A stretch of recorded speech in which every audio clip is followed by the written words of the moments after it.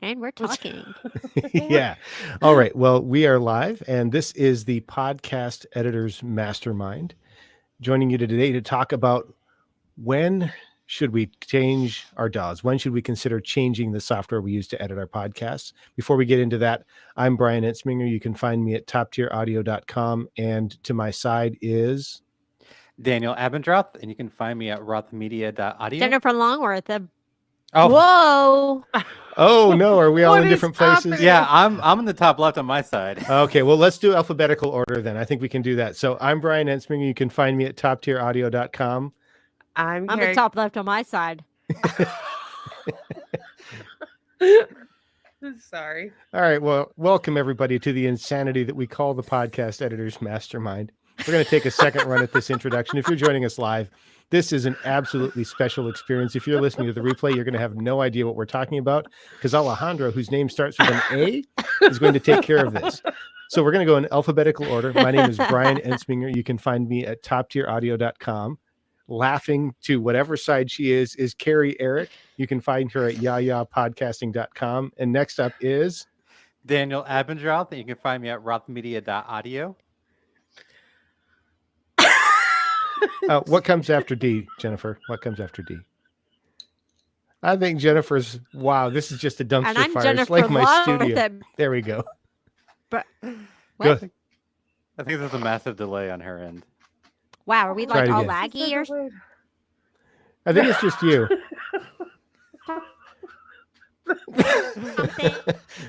So, Patrick, thank you for your sense of humor. Wow. Jennifer, are you laggy? Just a little bit laggy. She was fine. I think I All right. Well, so I it's said, just I'm going it's to just move my phone. Jennifer. I have internet trouble doing this thing. And now I'm really laggy.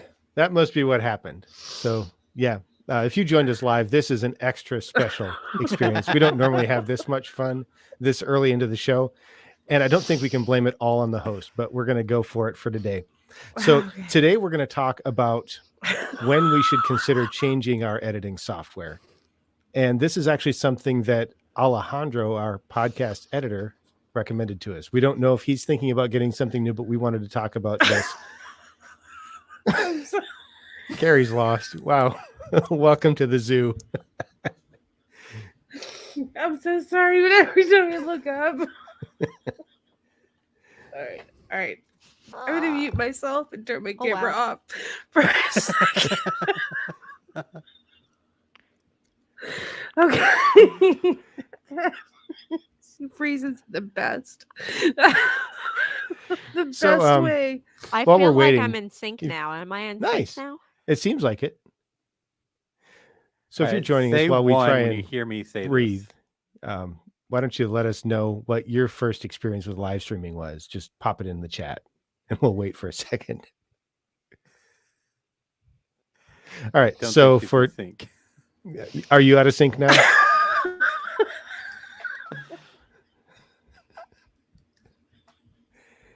Welcome back, Carrie.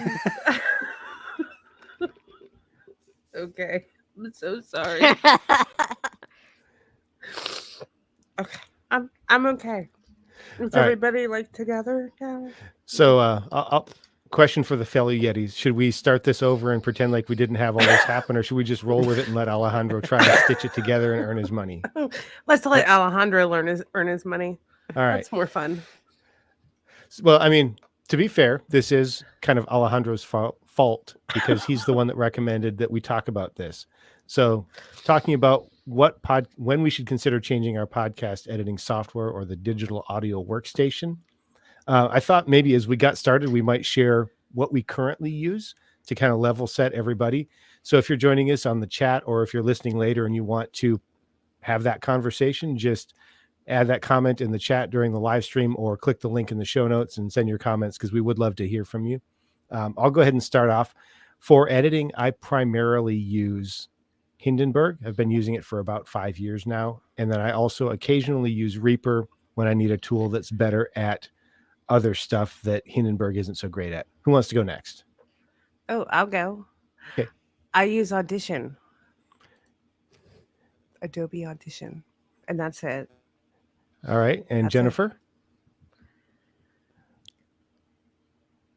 RX isotope. Uses Isotope. I think we No. might be missing Yeah. parts. You think? And yeah. Daniel, I'll uncover your face. RX. I'm still back on.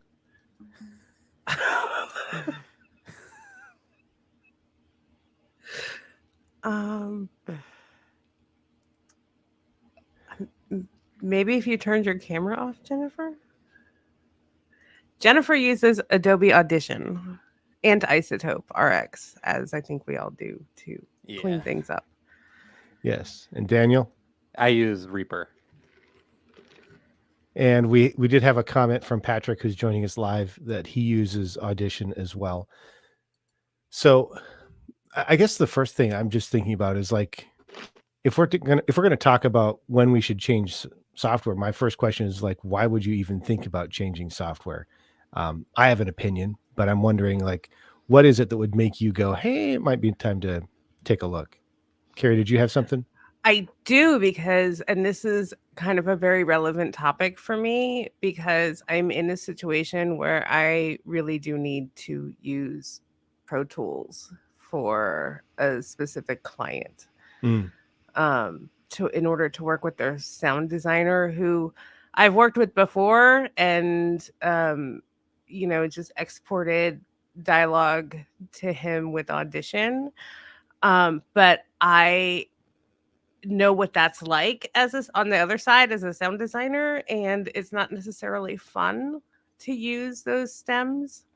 So so I'm going to be using Pro Tools in the very near future. So are you thinking of switching or just adding it? I'm adding it, but I'm open to switching Okay. because it is kind of the industry standard.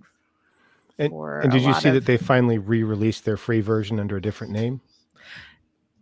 No. Well, I didn't know their free version had gone away. And then if it changed its name, then that's probably what I signed up for. Okay. Yeah, I can't remember what the name of it is. It used to be Pro Tools first. Now it's Pro Tools, I don't know, something else. So yeah, that's a good one, right? Client requirement. Mm-hmm. Mm-hmm. Daniel or Jennifer? So I would say money. So I know like Audition has a monthly fee. Mhm. So if you're looking to save money, then move into something that's a one-time charge or free would be an option. But also if you're looking into like if your software doesn't do something or does something or something else does something better, i.e. if you're getting into video editing, then you might consider switching to Audition because it integrates really well with Adobe Premiere, which is it integrates really well with Adobe Premiere, which is like kind of industry standard for video editing. Okay, yeah, I mean those were kind of the two big ones that came up for me as well, right? So if there's a cost implication, definitely thinking about that, especially so on a personal level right now, I've been going through some of my prescriptions. Wow. Going through some of my subscriptions and going like, do I need to continue this? Because right now as a business owner, I'm looking at what I would call fixed costs because some of my subscriptions don't vary specifically with the amount of work that I've got and my costs are too high. And so I'm going, okay, what can I trim back? What are some tools that I'm underutilizing? So I would definitely think about that. And then definitely the question of functionality or workflow, right? So is there something I need to do that this tool won't do? Or is they a way that I need to or want to work potentially in a larger ecosystem that I can't do with the tool that I currently have?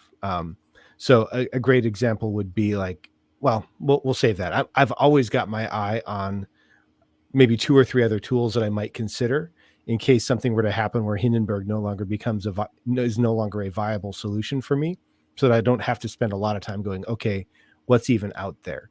That's not meaning that I'm necessarily looking to change, but just kind of always keeping an eye on that.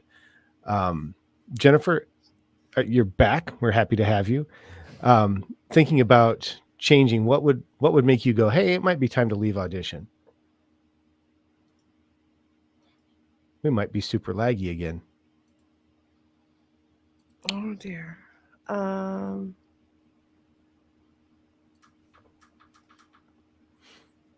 Okay. Well, that's fun. Go ahead. Yeah. Everybody's frozen. Well, we'll just have Yeah. to sing Oh, the song. you're Let It here Go. now. Yes. Yes, we're here. Okay. Are you here now? So we're wondering what would I make don't you Oh. switch tools. Oh, is she gonna type her answer to us?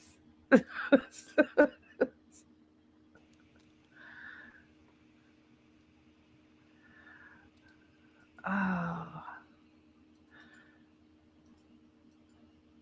Okay. Okay.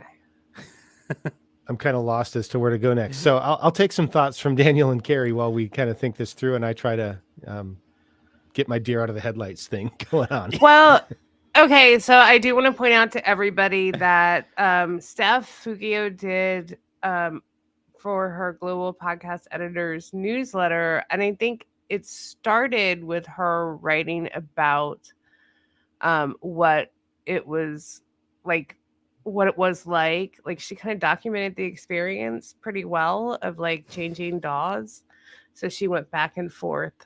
Well, not back and forth, but she like kind of went through the major DAWs, I believe, which was really interesting to read about, and made me not quite as fearful, I guess you could say, of changing, because our time is so precious.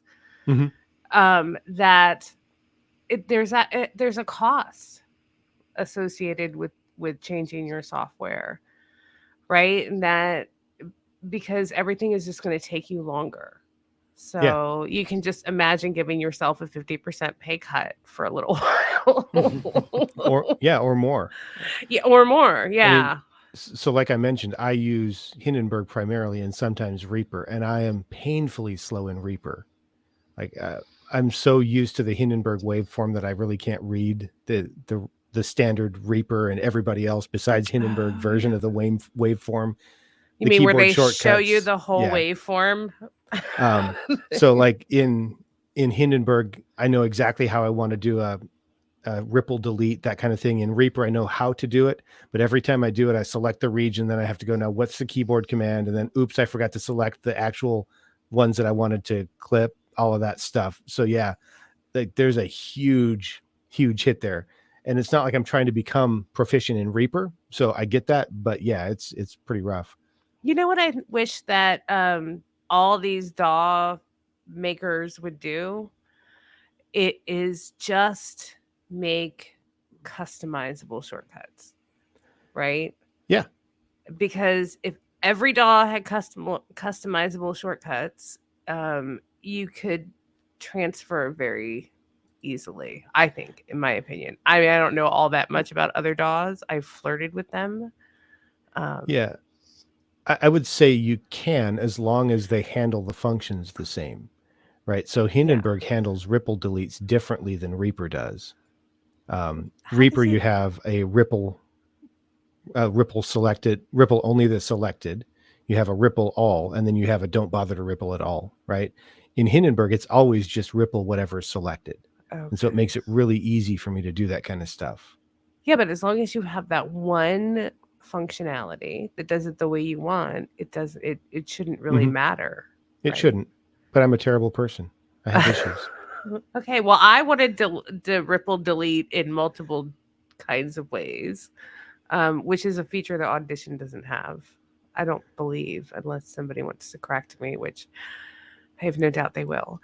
In the future, I will be corrected, but not having that information now, I'm going with I can only ripple delete in one way. Yeah. So Heidi says that she's terrified of switching DAWs. Going from Audacity to Audition was a small nightmare. I would Right? like to think that going from Audition to another non-destructive DAW might not be quite as big of a nightmare. Now that assumes that it handles routing the same, and I don't use Audition, so I can't speak to that. Well, maybe you should explain to some of the people what routing is in case they don't Okay, know. yeah, that's a fair thing. So routing is just how you get the sound and process it through the various chains or the various parts of the tool. In some software, you can route it's think of it like plugging audio from one thing into another thing, and you've got the effects that you might put on a channel. That's one method of routing, but you can also route things to other channels, and you can also group things together depending on the software you're using to process them similarly. And so this is something that's really common in the music world. Yeah. Or you put it on a bus, right? Yeah, so you put it on Yeah. a bus, you put it on a submix, something like that, but they don't all handle it the same. So I've played with Pro Tools a little bit, and the thing I've noticed about Pro Tools is that the routing is not as intuitive as what I've seen in Reaper or something like Studio One. Now, you might disagree with me. I don't know, but No, nothing about Pro Tools seems intuitive. I scratched my head for a while and finally was like, you know what? There's a template. I can probably just delete the tracks I don't need. Yeah. Start there. Which is solid advice, though, because one of the best ways I think to learn is to play with presets and templates, right?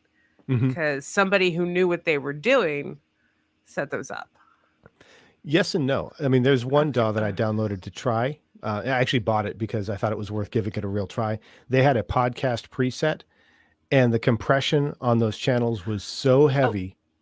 The And then they podcast were both- preset, don't ever use that. Well, That's and they the were worst both panned 25% left and right. So you've got a voice 50% in the right ear and 50% in the left ear. I'm like, yeah, sometimes I pan voices a little bit, but that's like, Okay. they don't even know what they're doing. But now in the world of spatial sound, that makes more sense. Yes, but this was built for a talking head interview, right? This is not a spatial sound tool. Oh, well, no, and I know what you're saying, but I'm just thinking about my AirPods that make everything in spatial sound now. Yeah, right? I mean, my 'Cause they computer can for do my day that. job tries to do that too. And the first thing I do when I plug in a new What? pair of headphones is turn it off so I can actually hear what it's playing. What would- Otherwise, because it throws in reverb and all that other garbage Oh. too. Yeah. Well, spatial sound on my PC just makes the sound not work at all. So Windows audio technology. Cool. So, Daniel, did you have any insight on the fear of changing DAWs? So I've only ever used Audacity. Wow. So I've only ever used Audacity and Reaper, and I know those two are like night and day, like worlds different. So I don't know how other DAWs compare, like difference wise, because like Well- going from trying to like move on from Audacity is like a huge step, because Audacity is like a beast unto itself. It's like how similar is like Reaper to Audition, or to Audition to Hindenburg? To me, Reaper seems more like Audacity in the Oh. way it looks, in Oh, the way sure, it sure. feels. Yeah. I know it like is kind of very different in a lot of ways, but I think if your motivation is to just switch, because the other motivation we didn't talk about is the switch from destructive to non-destructive. That's fair. Yeah. Which is why I moved from Audacity to Audition. But I feel like that's less important now, is that Audacity is Oh yeah, non-destructive. Well, what or an has a irrelevant non-destructive point mode or I'm something? making. Yeah, Yeah, it's gone to non-destructive, right? right. Which Uh, is with- huge. yeah, with the newest version. Yeah. Yeah, I don't have much detail in that because I've not really played in that pool. no, but I think that's probably going to be a game changer in a lot of ways Mhm. for Audacity and just for its use. I mean, welcome everybody using Audacity to non-destructive editing. You're gonna love it. It's great. The water is fine. And also, like, how does Audacity handle plugins? Because I know with Reaper, like, it's super easy to add in VST plugins or pretty much anything. And when I used Audacity years ago, it wasn't something I was aware of was possible, or was like really restricted. Do you guys know like how it handles it now? I don't. I don't, but I remember using plugins with Audacity maybe 5 years ago. Okay. And it was, um, you just had to point it to where the plugins were stored, Mhm. like the folder the plugins were in, and that was about it. It's although I will say, like, loading plugins in Audition is super easy because it just automatically finds them. I don't know Mhm. how. I don't ask questions, so It's just magic, and I don't question it. right. That's exactly how Yeah. it happens. It all works fine until you load your first plugin from Steinberg, and then it's like, well, we'd like to put these somewhere else now. Oh, because they're in their Steinberg file, Yeah. right? And I don't know who's so- Steinberg. So let's go ahead and throw that out there, because every once in a while I see people that are having issues with plugins, and there can certainly be a conflict with the host program that you're trying to use it with. Typically, plugin manufacturers will confirm that it works on the top 4 or 5 music DAWs, and then everybody else is just kind of, it'll probably work, but we're not going to officially support it, right? But usually what I've found is when people are having trouble with a plugin, it's actually an issue with the plugin not working. Like, there are specs for plugins, and none of the plugin manufacturers that I know of actually follow the spec. They all do something a little bit different. So they might follow most of it, but there are specs for how the GUI is supposed to, the interface is supposed to work, like the graphic design. There are specs for how it's supposed to do different things. But then the manufacturers want to do something a little bit different, so they develop their own way of doing it, and then it doesn't always work the same. That's been my experience. I've heard of people having problems with Waves plugins where Waves did something differently. I've some from Plugin Alliance, like insert plugin manufacturer here. If they did something custom, there's always the chance it might not work right. And my experience working with the Hindenburg team has always been that I've gotten much better response trying to get them to address the problem than contacting the plugin manufacturer to wait for 2 weeks to have them say, well, we don't support Hindenburg anyway. Right. And I think you may not have that problem with Reaper, but some of the other medium popular DAWs, you may not get support from the plugin manufacturer. They might just be like, well, why don't you switch to Pro Tools? I'm like, because I don't like it. Because it's wow. Yeah, it's complicated. So one of the things that Patrick mentioned was that he found that now that he's using RX, it adjusts how he uses Audition, and it slowed him down. And I would say that could certainly be the case. I'm a little bit slower now than I was last year because some of the changes that I've made. However, I am actively looking for tools to help me speed back up. I've started spending more time focusing on the mixing portion of this, making sure that I've got that as dialed in as I want it to be. And so I'm actively trying out some different tools to help me get that dialed in more quickly. And I don't know that would ever change the DAW. One thing I will say that I really liked about Pro Tools is that when I drop some plugins into Pro Tools, I can see on the mixing, on the mixer window, what the compressors are doing along with the meters. Whereas with something like Reaper, I don't get that visualization without opening the plugin itself. And I'll just leave that there.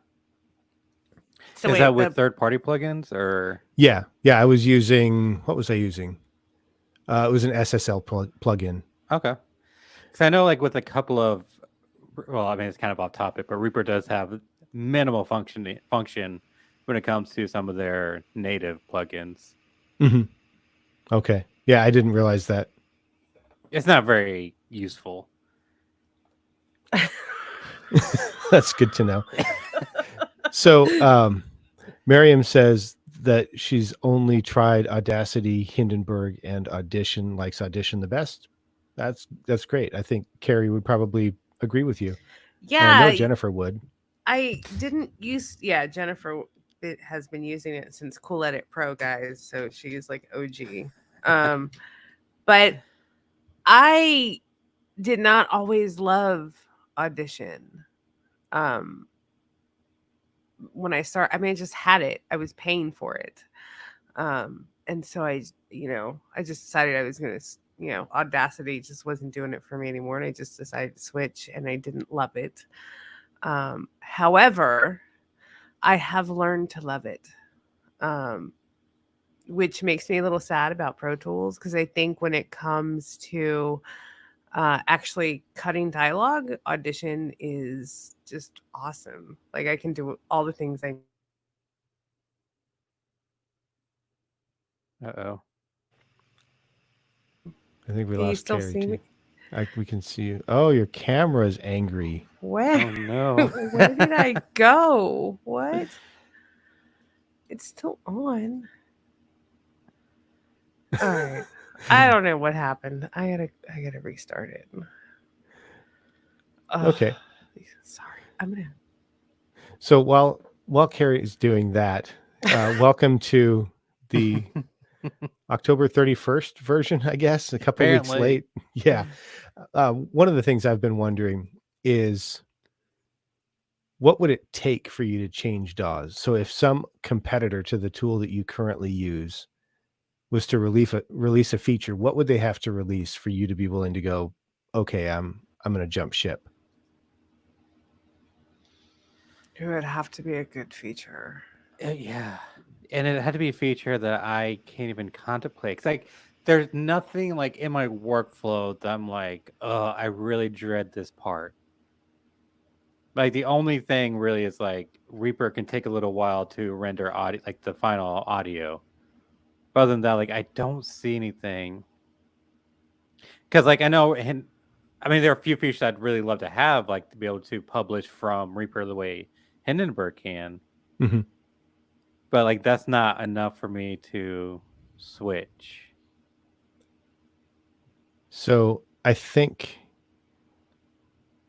if I found a DAW that could handle the editing in a way that's similar to Hindenburg and could deal with importing and exporting session files from all 10 of the most popular DAWs, I would probably consider it. I would do that. I was thinking about Descript today, and I guess I used Descript to edit too. I guess that's a pretty valid thing Doesn't now. count. Well, it's gotten It counts. It's gotten much better, and you can go in there and like manually adjust the cuts in Descript, and even that part has gotten easier, although it still needs some work. However, if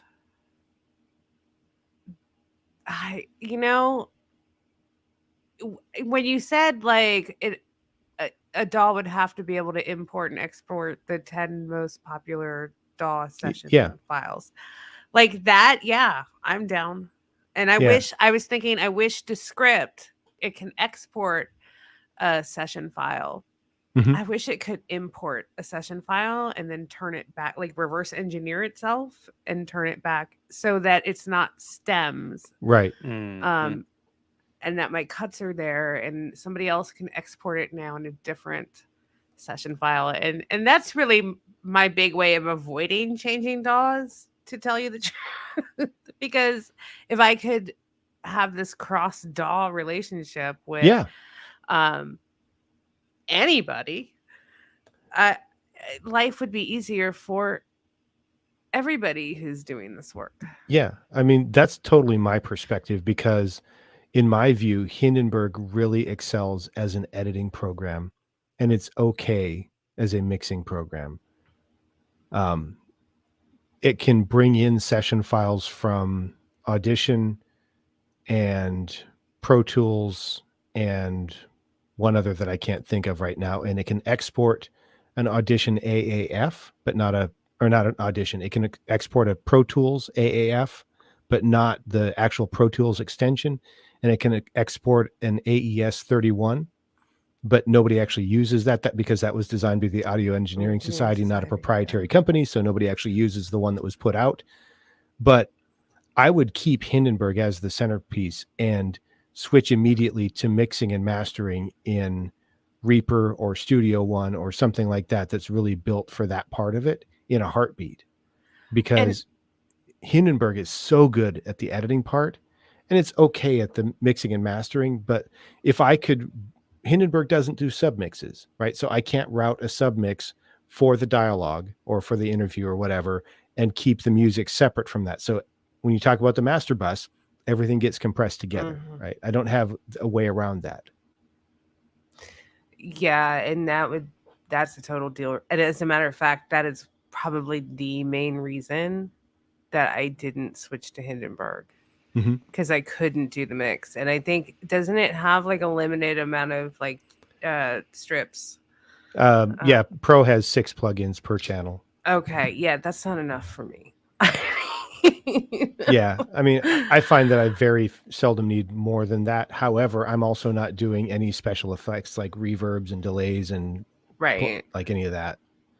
Right. And that, especially with sound design, 6 is not enough. And I need a bus. Actually, I need several buses and all sorts of other accoutrements that Hindenburg does not have. But never mind. You said something that was a really good point about like why you would switch. And I can't remember. Oh, no. Here's what you said. You said you would do the editing in Hindenburg because that's where it excels, but you'd do the mix somewhere else. And I think that that is a perfectly valid way to edit. Yeah. I think that if you like, and it's also a good way to get into another DAW if you want to switch. It's just like, okay, I'm going to edit with this, which I think is probably harder to actually do the cutting. I think that's the part that trips me up because I can find where the plugins are. I can find, the tools I want to use, and you can usually find the channel strip pretty easy. It's how do you do those shortcut actions like select all, but select all in this track, or select to all to the front. Those kinds of like fancy selections, and then the ripple deletes and the moving things and the silencing things, and I mean, there's all sorts of like. When I'm actually, and I parse editing out, like I edit first, then I mix. So it's that the edit part is the one that is slow. Yeah. To tell you the truth. And so it's perfectly valid to use 2 DAWs, or like, you really love one for editing, or and this one's better at mixing. So you do that. Yeah. Yeah. I mean, the same thing happened in the music world back in the 70s and 80s, right? If you wanted to record something, you wanted to find a studio where you could track on a Neve console because you wanted their preamps. And then you wanted somebody to mix it on an SSL console because you wanted their compressor and their EQ section, right? Same principle, right tool for the right job. It's just our tools don't cost $300K a piece. Thank God. Yeah, no kidding. Yeah. So as an aside, I mean, I do like the concept of analog gear, but man, the idea of being able to drop $50 to $100 and have something that sounds great that I can use on every channel. I don't have to buy a new one for every channel. Like that's a pretty impressive thing. Yeah. Patrick wants to know if any of us have ever actually cut tape. I have not. I remember my dad cutting tape.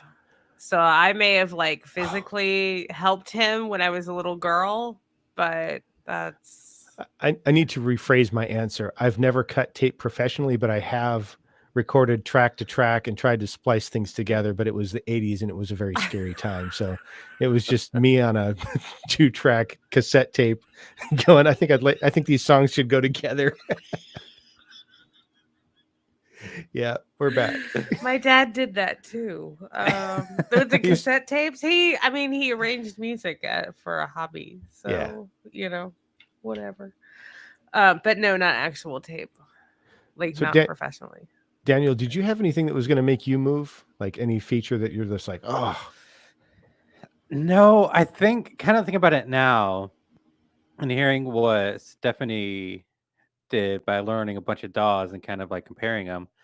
Because like the biggest thing stopping me from switching DAWs is the lack of proficiency.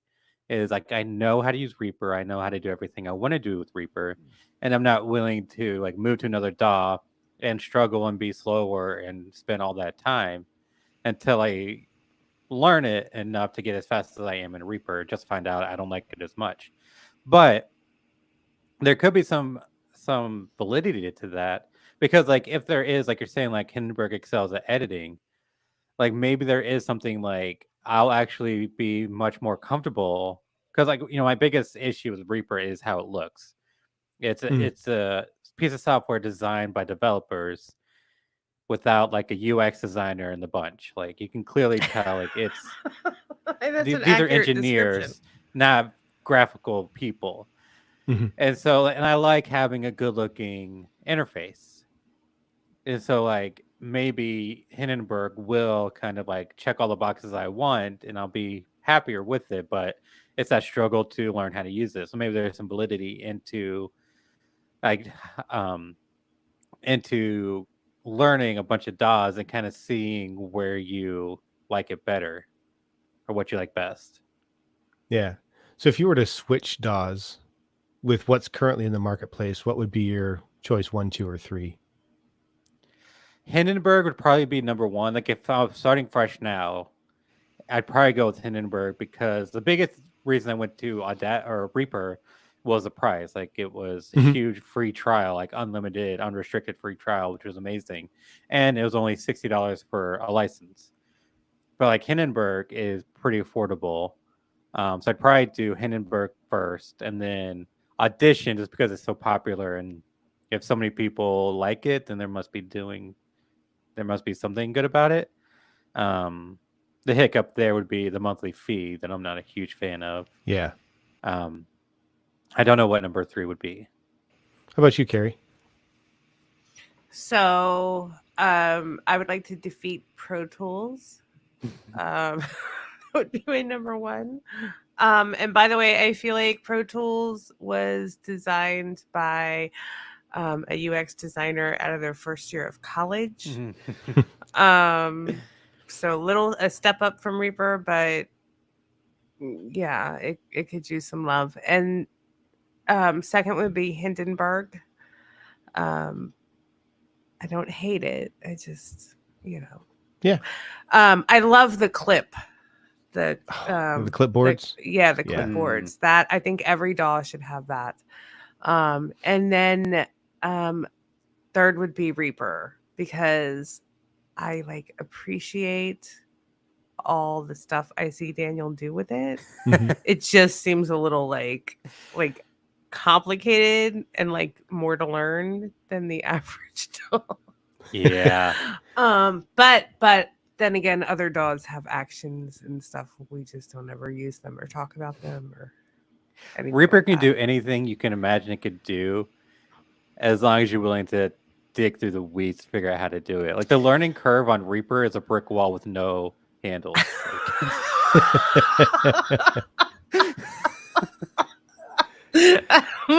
That's wow. Yeah. Do That's you not too go far through it off. like the Kool-Aid man? What? No, you just run and jump and hope for the best. Maybe you stick, Yeah. maybe you don't. No. See, you hop on my back and climb the ladder I built with Reaper for podcasting, where you can learn how Oh. to use Reaper today. Duh. And that's at reaperforpodcasting.com. It is, yeah. Find all the how-to videos. Reaperforpodcasting.com, y'all. Nice. So if Hindenburg wasn't available, I think my first choice would probably be Studio One. I think it probably offers the most similarity to how Hindenburg works in terms of how the editing functions work. My second choice would probably be Reaper because it's pretty powerful and the price is right. And my third choice would probably be Pro Tools just because they have a free version and you can kind of work with anybody that uses Pro Tools if you use Pro Tools. There may not be a great ecosystem, but there is certainly there's a large community of users. Let's just call it that, because I don't know that I would even call them avid, even though that's what the company is called. So I think those would be my top three. If you're joining us in the chat, of course, share what you've got. Yeah, it looks like people have Jennifer shared. She's been hanging out with the chat. Hi, Okay. Jennifer. I didn't see hers come through. That's weird. Thanks. Well, because I'm on Facebook. Yeah. Okay. So I can see it. Like I've got us up. So Jennifer's number one would be Hindenburg, number two Reaper, and number three is Pro Tools. Okay. And 3D Guy 81 on YouTube says, has anybody used Ableton? I have not used it in at least 10 years, and I've never used it for podcast editing. No, but I know people do. Yeah, I know it's on the list of DAWs at the Podcast Editors Club's most popular DAWs for podcast editing survey. I don't have a link for that, but it would be at facebook.com/groups/podcast editors. And then you just have to find it because I don't know where it is. Okay, yeah. And then Jesse said he'd probably go to Universal Audio's Luna, which I have never heard of. So okay, that's what that I'll have to Google. Yeah, unless Brian wants to share what it is, but I know you're busy Googling. So yeah, I mean it's another DAW. It's put out specifically by Universal Audio. They're a hardware company and software company. They have a bunch of plugins that are really, really expensive that run actually on their hardware. And so it's interesting because you can either run them on the hardware while you're recording, or you can use them as an insert, but instead of running on your computer's processor, it runs on the hardware during your editing and mix down. So it takes some of that load off of your CPU. oh, I could use that. And they do have a DAW. It looks cool. I've never really dug into it because I don't have any of their hardware, so it's kind of useless to me. Okay, interesting. In fact, I'm not even sure I can get it. But yeah, it looks cool. I've not tried it. Yeah. I will say, so I'm going to have to correct myself because I just thought of this. And there are times when I do like edits on Ferrite. I haven't heard about that one in a while. Yeah. Yeah. On my, I just do it like I do it on my phone. Right. Yeah. Interesting. So, they have an app. It's like, it is just a one-time fee. I think it's like $20. Totally worth it, especially if it's like you have to pull a clip or edit something like small, and which is usually what I do a lot of on my phone. Is just little small edits that I don't want to have to open up my computer for. So that's always nice. And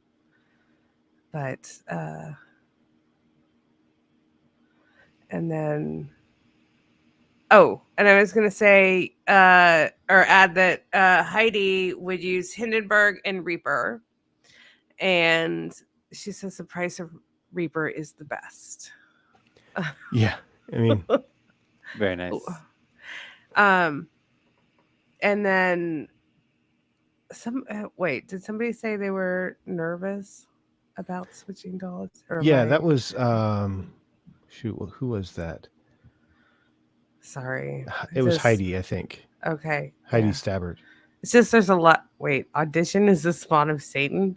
Oh wow. I mean, Jesse I've not tried it, so I can't honestly weigh an opinion, but Jesse has really strong feelings about that. I will say that I'm not a fan of the subscription model. Yeah. I've avoided that for plugins and also for DAWs because even though Waves has their update program where you have to pay to upgrade every year, if you don't upgrade, you don't lose access to the tool. And I'm allergic to losing access to a tool that I build my business on that's not doing anything other than running on my computer. So I'd have to push back a little. Sure.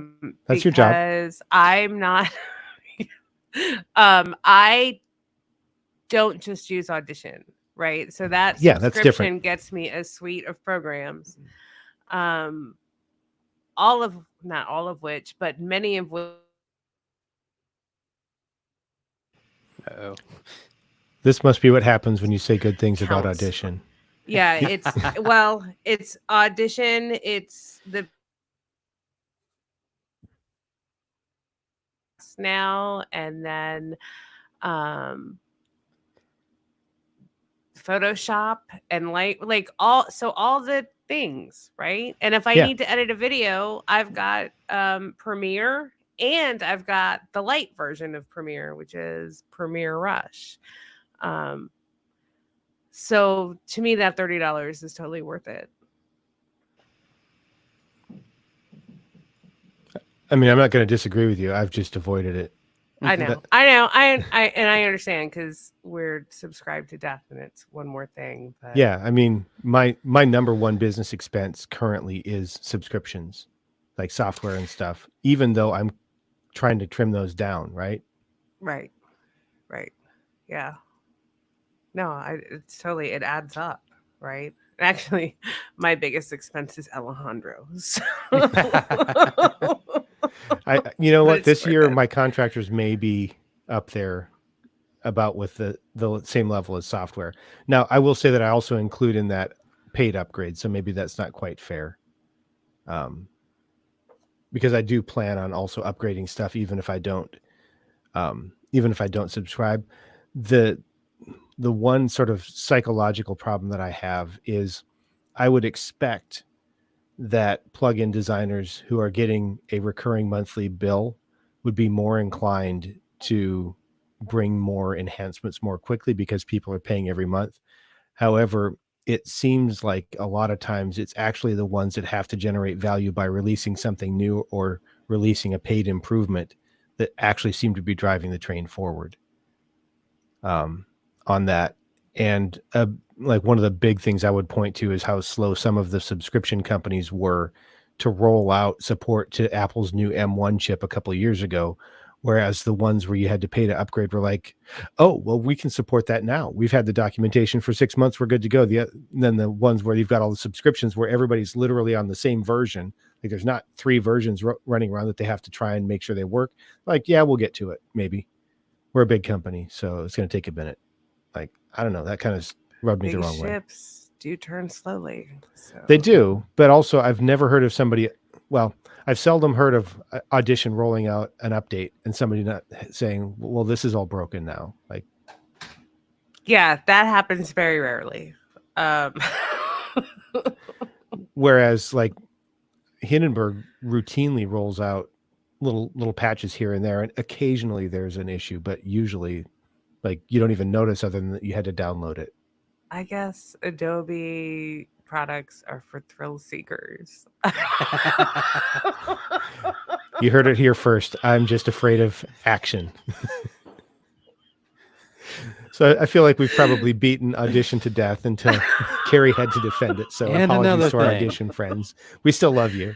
You're Yes, wrong, but we okay. love you. It's like I don't know, being married to somebody for like years and years and years, and you start to see their flaws. Is cute.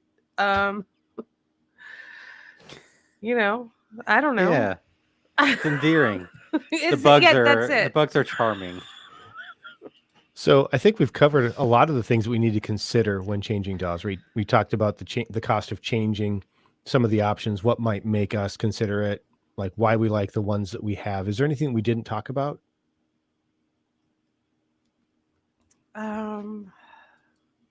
Nothing's coming to mind for me. No, I think it should be said that it's a personal choice. Like, don't feel like. I mean, everybody's ragging on Audition. I'm not gonna stop using Audition because Yeah. like y'all are mean to it. So Yeah, like don't if you use Ableton or if you Steve Stewart releases a list of DAWs and the one you use makes up 0.01% of podcast editors, like don't feel that you need to change to fit in or that you're missing out on something. Like if the software you're using gets the job done and you are comfortable and enjoy using it, there's absolutely nothing wrong.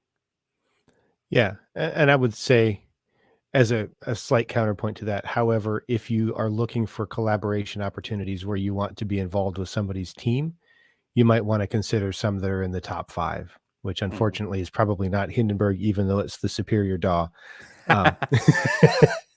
Hey, I'm the host. I can say what I want today. That's how we roll. No, Them's I the mean, rules. it's something to consider, right? If you are looking for opportunities to work with somebody where you might be part of their team, or maybe you handle a portion of the process and they handle a portion, just like Carrie talked about with this other person that she's been working with that is encouraging her to move toward Pro Tools for at least this project. It's worth considering what are the top most popular DAWs. That is true, because if you're looking to work with bigger companies, then Audition, Pro Tools, it might be worth being proficient in them for just so you can capitalize on those opportunities. Yeah. I mean, if you use Cubase and it works for you, I'm not going to tell you no, right? Mm-hmm. Go for it. Yeah. Is that comment up there? Yeah. 3D Guy 81 said he asked about, I guess I assumed it's a guy because it says guy in it. Asked about Ableton because he came from a music background and it's the DAW he's most comfortable with. Yeah. I mean, if you can edit podcasts with it, go for it. I haven't used Ableton ever. I don't think. No, I've only ever known like DJs to use it. But that's cool. They cut music and stuff. So yeah, and I if it think works, it's also it used works. some in live sound for backing tracks, but Yeah, again, yeah. haven't done that. Yeah. Yeah. I forgot So what I was going to say. are we ready to move on to the Poddex question of the day? I think so. All right. I was going to have Jennifer pick a number, but since she bailed on us because of the internet and stuff, Carrie, you want to pick a number between 1 and 5? We actually do have cards. We're not just making this up here. My first instinct is to say threeve. Threeve? All right. All right, then. This is also for those of you that are joining us in the chat, or if you're listening later, we'd love to hear your thoughts as well. If you could be guaranteed one thing in life besides money, what would it be? Power. Power? Whoa. Carrie's filter's broken. No.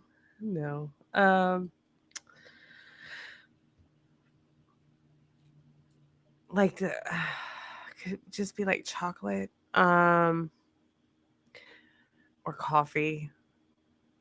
So power, chocolate, or coffee. I mean, I kind of feel like those are interrelated. Maybe you could have a cafe mocha and have all three in one. There you go. I actually like that's my favorite drink is a cafe mocha. For me, I don't know if this is cheating because it's kind of more than a couple, but like my basic needs met and not have to worry about it, like shelter, food, that kind of thing. I was actually talking to somebody the other day. Like, I don't like wealth doesn't motivate me. It's like having the freedom to kind of spend my days how I want to. Mm-hmm. And so, like, if I didn't have to worry about like making money so I could afford rent and all these things and just kind of like enjoy my life, like that'd be ideal for me. I changed my answer. Okay. I want it to be yours. Yeah.